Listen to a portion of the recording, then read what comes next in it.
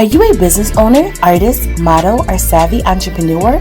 Then we'd like to welcome you to Apex Couture magazine, the new wave of publications with budget-friendly advertising packages to fit the need for your brand. 100% Black owned.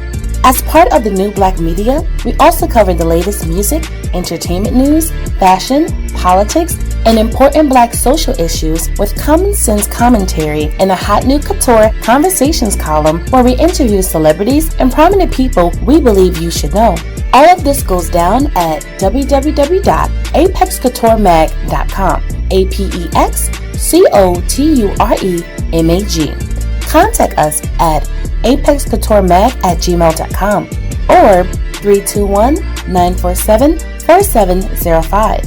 Head over to apexcouturemag.com and experience pure Black excellence today. Cool. All right, good people. We back again for another episode of Couture Conversations. And you already know, if I'm talking to somebody, then that means I feel like this is somebody you need to know. And I'm quite sure a lot of you people out there do know her, but we just gonna chop down some game. So go ahead and let these people know who you are. My name is Dani Doucette. I am a pop artist from Toronto, Canada. Yes, ma'am. See, listen, pop artists. Whoa, we just tapped into a whole another bracket right there, buddy. Y'all ready to do this? Cause we always covering hip hop. Okay, we covering R&B all the time. So we got. Let's go into pop. Let's talk to these people about this. Yeah, well, the nice thing is that I like to bridge genres. So I feel like that's kind of something a lot of artists are doing right now. And I only say pop because pop is like popular. You know what I mean? So it kind of like cuts through that genre in particular. So a lot of my stuff is actually very R&B. R&B has a lot of R&B flavor in it, but I just say pop. Yeah, I've heard it. You know, I'm glad that you said that that you broke that down, because when you say pop, we tend to get a certain sound in our minds. You see what I'm saying? And pop just means popular, people. Yeah. Really simple. I know. You know, you wanna think Britney Spears, you wanna think all of that, which that is pop. You know, but you also gotta remember Michael Jackson was the king of pop. Well, you think of like Bruno Mars, like he skews pop. Yeah. You know what I mean? Yeah. And like that guy full of soul. Pardon me? Is he one of your influences? You know, in my EP that I'm going to be releasing in the next couple of months, you definitely hear like influences of like soul and funk and even a little bit of disco. So yeah, like Bruno Mars is definitely, he's got all of that, which is pretty cool, you know? You said disco? Yeah. You gonna go there with it though? Why not? Do you want to tell us a little bit about it, or you want to keep everything on the wraps? No, hey, I'm always down to share. I was just in the studio today finishing up a song called Post It. And it has like, you know, when you think of Gloria Gaynor and like Aretha Franklin, when they have all of those really rich harmonies, like I'm bringing that back. I feel like a lot of pop music kind of like, it's so like solo vocal now, and just with a lot of effects on it to kind of like add interest. But I think like there's nothing like more beautiful than like having a real layered harmony to like bring out like emotion and like that so that's going to be a big part of my EP. Like, I love that. I love the real harmonies that just like cut through, you know? Yes, definitely. Yeah. I'm glad. You know what? That right there, what you got there, guys. Somebody that takes her craft very seriously. Somebody that appreciates the art. I like that, because I like the way you broke that down, because nowadays, man, with music, I'm trying to find a way to say that, because I'll be letting them have it every time. You know, everybody's doing it. Everybody's just doing it. And not many people can have the outlook that you have. I like to speak with people that have that outlook. Because, are you there? Yeah. Oh, okay, because I seen you was freezing. But I like to speak to people that admire, study, or students of the craft. Yeah. You see what I'm saying? Because nowadays, man, I used to record. I used to be I used to be a rapper back in the day. I used to go. Exactly. Now, when I was doing it, it was late 90s, mid 90s. Cause I started real young. I was like Bow Wow was. They used to have me in the studio when I was like 13. But I started out young. So late 90s, mid 2000s, late 2000s. And it's different now. Because when I was going to the studio, when we had studios and you had to go. Mm-hmm. Huh? You had to go to a studio. Now at your house, right? Yeah, and that's what I'm trying to get to, because it's like I did one of my dope female artists out of East Chicago named Dakota Unique. She was on the cover of my magazine, and she told me how she likes to sit down and record. And when I was recording, that was a no-no. You could never sit down in front of a mic because you had to stand and you had to project your voice. So I'm seeing videos on Instagram and I'm seeing people and they're just like getting in the groove or whatever, and they're scooting their chairs up to the mic, and I'm like, wow, you're sitting down? So and she's like, yeah, that's the best way to do it. And I'm like, man, when I was recording, when I was doing my thing, you could not sit down. That was a no-no. It wasn't sitting down. You stood up in front of the mic, you opened your chest up, and you projected your voice so that it can come out. Exactly. So I don't do. Is that something that you do?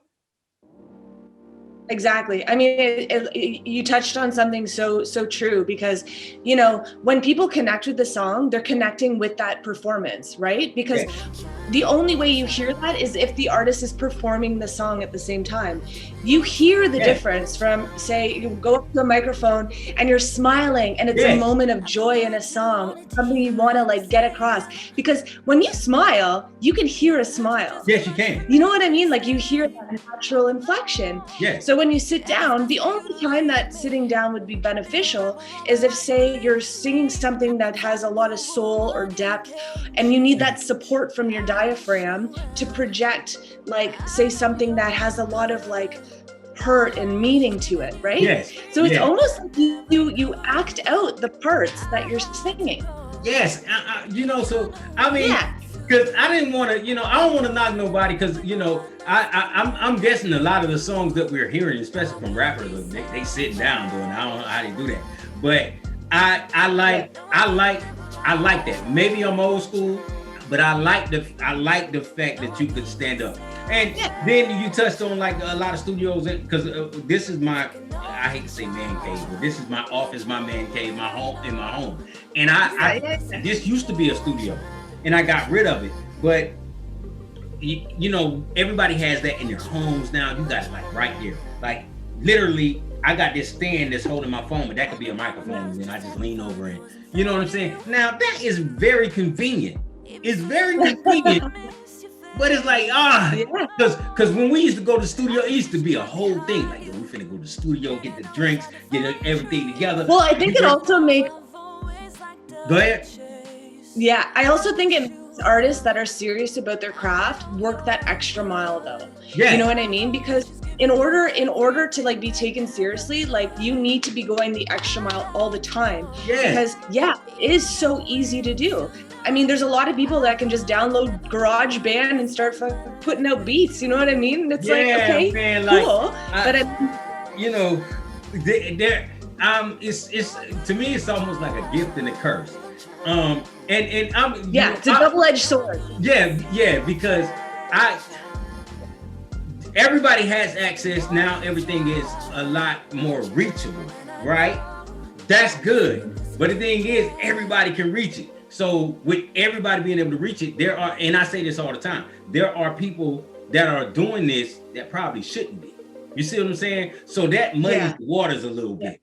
So that's why nowadays it does muddy the water. Yes, nowadays you have to sift through. You know, whereas when I was coming up, we knew who the dope artist was. I knew who Nas was. I knew Wu-Tang. I knew 8 Ball and MJP. I knew Outkast. They all sounded different.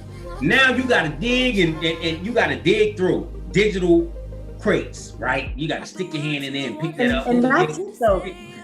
And I think that's what sets like our artists that are like serious artists apart, is by that sound where you know where that's a tracked drum. You know that drum is real. Where you know that those aren't samples, that they're pieces that were actually played in a song, right? Yes. And I think that's with a trained ear that's looking for real music, they could understand that, right? So like in all of my songs right now, like today, the song that I'm doing was in a real studio, and literally the cool thing is like we're running it through like whirlies. So we have like the old keys, you know, we've got the real drums there, and we're actually creating, you know, sounds from real instruments. And as much as and as much as you can like literally buy any sound or catalog of sounds now, which is insane, you still don't get the same feel because the weight of a key when you're playing it. Yes. It'll be different. I have a producer, one of my producers, his name is the Deacon. That's what we call him. And he was my producer back in the days. This guy, his hands on keys, like, it's crazy. He could hear anything and he would play it. So like, whereas people would want to sample things, he didn't like that. He was like, no, let me hear that. And he get on the keys and get to working. You see what I'm saying? Because he wanted to play it out. He wanted to play it out and he wanted to track it out. You see what I'm saying? And that does make the difference. So we had a lot of songs back then that had a live sound with the percussion. Everything was so crisp. A lot of what I'm hearing nowadays, I'm hearing a lot of 808s. I'm hearing a lot of heavy bass. And I want to drown. Yeah, I like melodies. And another thing I'm hearing is the bass is drowning out the snare. I hate that. I need that snare. I want that snare to pop. And I need that hi-hat. Yes, I need it. That low, medium, and the high. Yeah, so when you got these songs and all you hear is it's so bass heavy, I'm like, who is doing this? I want to find the engineer. I want to find a producer. I'm like, who did this? Who mixed it? You know what I'm saying? We need to talk. I want to talk to you, man. Because I want. It got to be crisp, man. So I like the fact that you know this stuff and that just what you're saying, and to those of you who are watching, just how if you haven't heard her music yet, just the way that she speaks about the music should tell you need to go listen to her music. Thanks. Because when people are this knowledgeable and people like I said are students of the art, it shows in the music, man. So you watch interviews, you see people talking, you got favorite artists, and you just watch how they talk about their craft, man. And I want to say, man, I love it. You know the music dope, people. We know the music dope. So y'all definitely. So what are we working with? What are we looking for? What can we look for in the future, in the near future? Yeah. So like basically, the last couple of months have been dropping just little flavors of kind of what's coming. But the next 5 tracks are like everything that I'm talking about right now. They've got every little part, and I'm just super excited to share those. Selfish was really just kind of something that I wanted to release just because I felt like it was a mood, and I'm like, it felt like it like added to my story, because I was like, every song I feel as a songwriter, I'm not sure if you wrote a lot of your music. Yeah, I wrote everything. I wrote 4 people. Yeah, so songwriter's a songwriter. I mean, it's just another piece of like your past. And I was just like, I'm gonna put this one out there because I just felt like it was worthy of sharing. And so like coming up, like a lot of the songs that are coming up are literally just bangers out of the gate. And I'm just really excited to share them. The next drop will probably be in March. We're just working on the storyboard for a music video. And you're gonna hear like all that, beautiful harmonies, real instruments mixed with a lot of the sounds that you're hearing that are current right now, so a full-on like picture of every little piece of spice, you know? I don't know. A whole pot of stuff. I don't know. Yeah. I'm looking forward to it. So you make sure, because we're gonna definitely have her music in this article. We're gonna have everything in the article for you guys to follow her and check her out. But make sure I know, so I can get those videos and get everything in the magazine and written up with dope articles, so these people can check it out, because that's what this is all about, man. We want to spotlight the best of the best. And you know that's the only reason I'm gonna be talking to somebody, man, because we ain't got time to be playing out here. It's cold outside, man. It's super cold. I know it's cold up there. It's cold, man. It's cold. I'm like, I'm looking like, because listen, we're getting down now. I know this may sound crazy to you, but we're getting down into the 30s. So when you're in Orlando, Florida, and you get into the 30s, you know, that's cold. Yeah, that's cold to us. Well, I'm wearing a toque inside, so that kind of says something, right? So I know it's definitely. So yeah, it's snowing and everything up there, right? Oh, lots of snow on the ground. Yeah, it's like minus 12 today, minus 12 Celsius. Yeah, and then wind chill, you're like minus 20. That's Celsius though. I don't know what that is Fahrenheit. All I know is this: we don't never see nothing negative. Yeah. We don't see that. Plus. Yeah, you know what I'm saying? And we're hot year round. So it's cold today. Tomorrow, next day, it'll be back up to 75, 80 degrees. We only get it. We get it in spurts. It's only going to be a couple days of it. So, you know, tomorrow my kids, they'll be bundled up going to school, and then that'll be when by Friday they'll be back wearing, you know, almost summer. You know what I mean? It's crazy. Have you ever been to Florida? Oh yeah, actually I'm sad because this year I had a bunch of dates in Miami, so I was going to be there quite a bit, but we're shut down here till April. We can't travel at all. So what? Yeah, like there's we haven't been able to do nothing. So they're not really doing that here. See, here in the States, it's so different. Yes, it's different. I mean, this is America, man. They don't care about much of nothing here. So you know what I'm saying? Well, they're paying for our health care here, but I mean, hey, we are technically paying. They don't. Yeah, they don't do that. They don't. That's something they don't do. They will not. I don't understand that. They will not do that here in America. They ain't trying to give you no health care. You gonna come up out the pocket. So that's dope that they're doing that for you guys. Yeah. Man, I might need to be. I might need to look into moving to Canada. Man. A lot of people did. Yeah. A lot of people did. Hey, man, listen. You know, America, man. This place is. It's like this here. Here is every man for himself. Like it ain't no all we're. They might portray that image like we're all just one together in one big great country. It's like gimme, get back. You know what I'm saying? So, and everything's bigger and bigger because like I spent a lot of time in LA, I spent a lot of time in New York, I spent a lot of time in Miami, and it's always like what's next? Like you get the good thing, and then it's like, but I need to better that now. Like yes, no, you can't satisfy hungry place, you know? Yeah, it is, man. There's really no way to satisfy an American. You know what exactly. I'm saying? Nobody's gonna have enough, and I am one, so I can say that. Nobody cares. Everybody, I mean, they'll cancel you for like 20 minutes, and then they forget about you, find somebody else to cancel. So I really want to thank you, for taking the time out to chop it up with me. Is there anything else you need the people to know? And tell them where they can find you, where they can follow you at. Awesome, thank you. So DaniDoucetteMusic.com. All of my links are there. Anybody that wants to connect, like just DM me on Instagram, Dani._Doucette. Subscribe to my YouTube. The video for Selfish is up now, so there's an official music video for that song. And a lot of people don't know this, but supporting an artist is free. So if you just hit that follow button on Spotify, that means a lot to us, and it just shows that you appreciate our craft. So that's always a very much appreciated thing. Whenever I see a new follow on that, I'm always very excited. So you know what? And I'm gonna do that. Thanks, man. If you got one too, I'll follow you too. Yeah. I ain't even. You know what? I was just talking about this. I was talking about with a DJ, a friend of mine. Yeah. And she was explaining Spotify to me because I'm on there and I have a bunch of playlists. But awesome. I'll check it. I don't have any followers because I didn't understand.